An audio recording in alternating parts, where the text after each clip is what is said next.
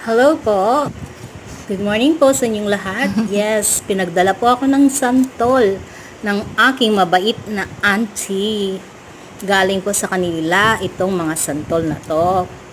Ang sarap po. Ang aking pong santol ay sinasawsaw ko sa asukal. Mas maganda, mas masarap kung ang gamit nyo ay brown sugar.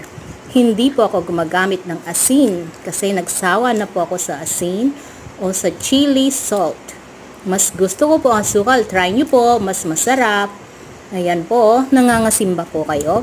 Hindi po siya maasim kung ang sausawan nyo ay asukal. Kain po tayo ng santol.